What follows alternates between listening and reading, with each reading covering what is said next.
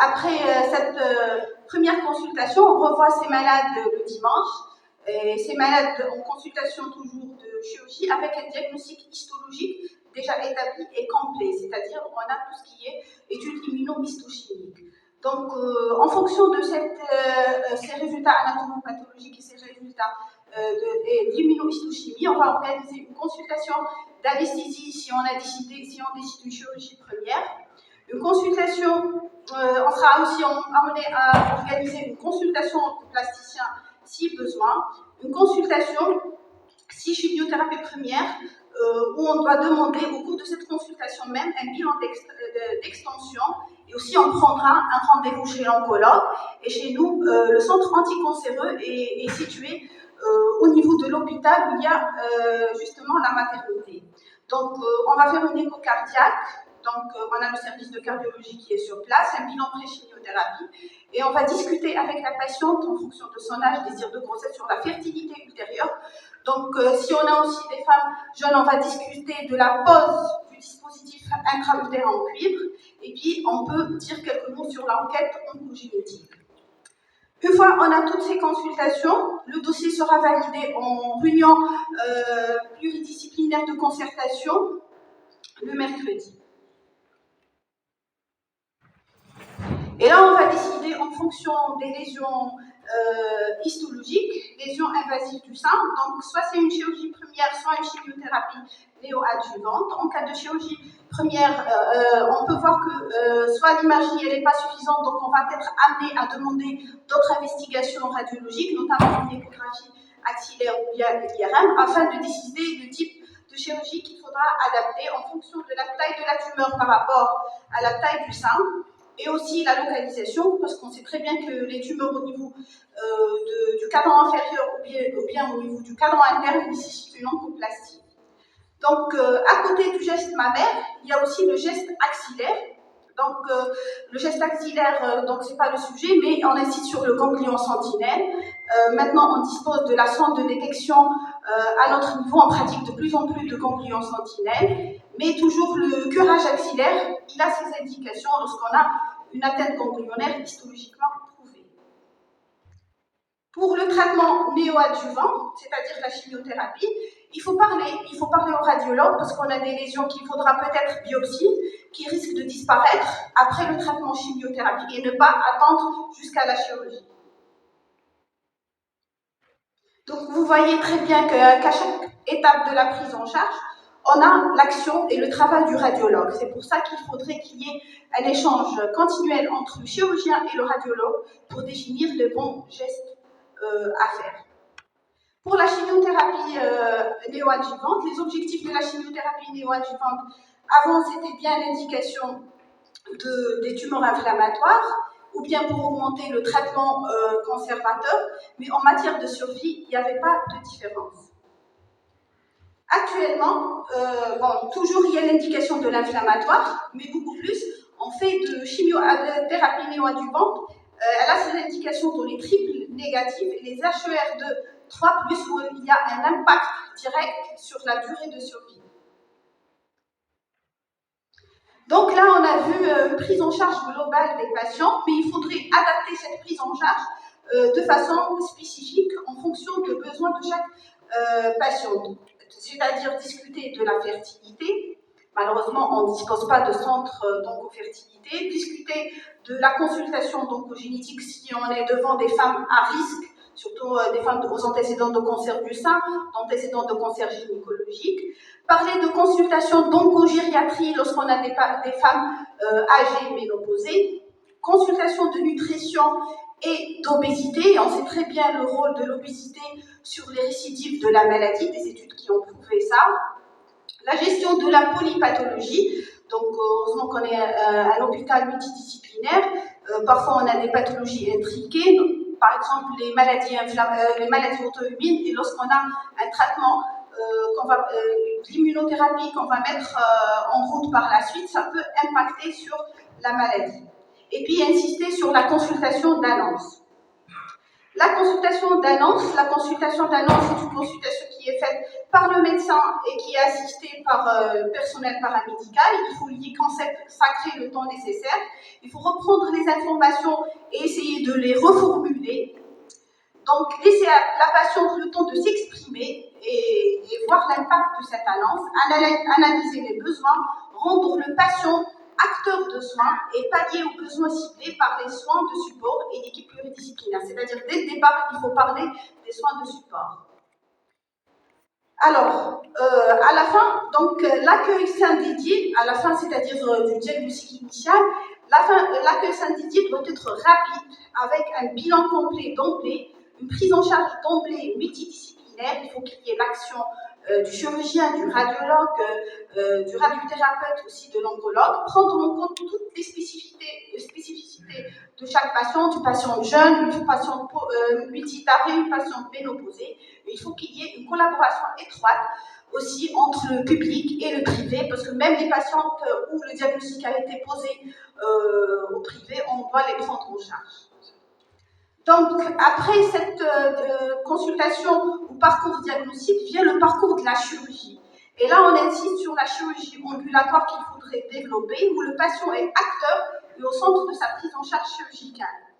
Donc, cette chirurgie ambulatoire, avec comme étape clé, c'est rechercher les patients plutôt qui ne sont pas éligibles, les rares patients qui ne sont pas éligibles à cette chirurgie ambulatoire, parce qu'on peut vraiment la développer de manière exhaustive. Il faut organiser aussi la prise en charge, l'action à mener la veille ou l'avant-veille de l'intervention prévue, c'est-à-dire qu'il faudrait qu'il y ait une checklist, prise en charge aussi de la patiente à J0, suivi immédiat après la sortie, et à distance de la sortie, il faut qu'on soit joignable H24. Le rôle essentiel du opérateur en matière de chirurgie ambulatoire, parce qu'on ne peut pas faire sortir des malades qui ne se sentent pas bien, qui ont des nausées et des vomissements. C'est pour ça qu'il faudrait prendre en charge et contrôler ces nausées et vomissements, contrôler la douleur avec les traitements prescrits à la consultation d'anesthésie, l'anesthésie locale par bloc, préconiser la mobilisation précoce, circuit dédié et avoir les documents nécessaires.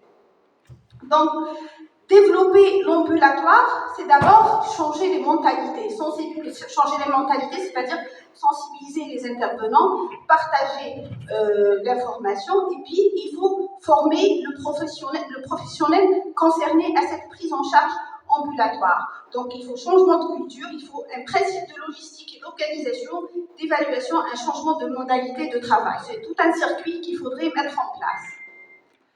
Donc, une fois opérée, cette patiente, on va la revoir en consultation post-opératoire.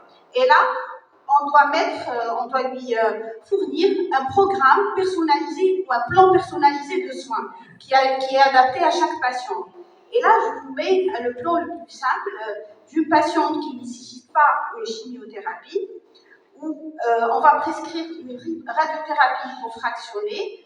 On va la mettre sous un traitement anti-aromatase et vous voyez très bien que la surveillance alternée est déjà préétablie avant de commencer même le traitement et la radiothérapie.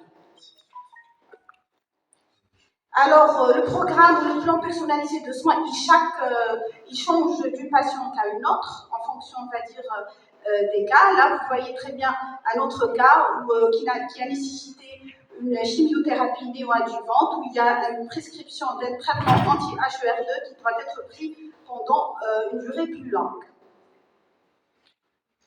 Donc là, on insiste pour le parcours, c'est-à-dire pour chaque patiente, après l'avoir opérée, il faut qu'il y ait un plan personnalisé de soins qu'on doit lui expliquer et lui fournir. Après, le traitement, c'est l'activité physique et sportive. On sait très bien que le sport réduit significativement la fatigue. Et c'est le paradoxe, parce que quand on voit nos patientes, elles sont tout le temps fatiguées, même si elles n'ont pas eu de chimiothérapie, même elles n'ont eu que la radiothérapie, mais elles sentent une fatigue intense. C'est plus de 70% qui ont été décrits dans la littérature. Et dire à ces patients de pratiquer une activité physique, ça paraît contradictoire. Mais l'activité physique, ça a été prouvé, ça diminue de plus de presque 40% de fatigue, ça améliore la qualité de vie, le sommeil, le moral et l'autonomie, ça diminue les effets secondaires et atténue la toxicité des traitements, et ça augmente le taux de survie et réduit les risques de récidive. ça diminue le risque de mortalité de 50% et le risque de rechute de 50%. Donc l'activité physique doit être impliquée dès le départ, c'est-à-dire juste après la chirurgie, au moment de la chimiothérapie, au moment aussi de la radiothérapie, vu ses bénéfices réels. Et puis les soins de support. Les soins de support, il faut en parler dès le départ, dès le diagnostic. Ces soins de support doivent faire partie intégrante de notre prise en charge. Ça englobe la prise en charge oncopsychologue, donc on a des psychologues qui travaillent avec nous, la prise en charge de la douleur, la nutrition, l'activité physique, une prise en charge socio-esthéticienne, l'association aussi de la patiente à cette prise en charge et insister aussi sur le groupe de parole et le partage d'expériences. Donc, à la fin, on a aussi l'après-traitement du cancer. Quels sont les objectifs de cet après-traitement? C'est tout d'abord améliorer la qualité de vie du patient, favoriser la reprise, surtout de vie normale, et réduire les risques de récidive et des séquelles. C'est pour cela qu'il faut une consultation de fin de traitement où on va établir le questionnaire pour identifier en fait des besoins.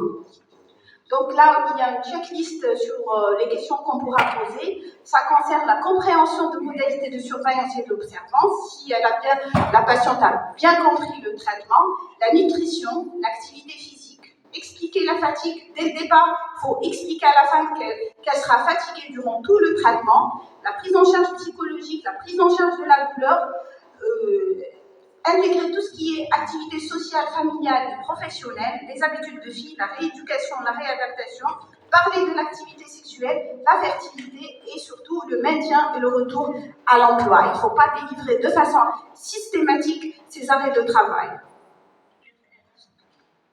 Et en conclusion, donc, le parcours diagnostique, on insiste sur le parcours diagnostique qui doit être rapide, accessible, rassurant, avec collaboration au secteur privé et public.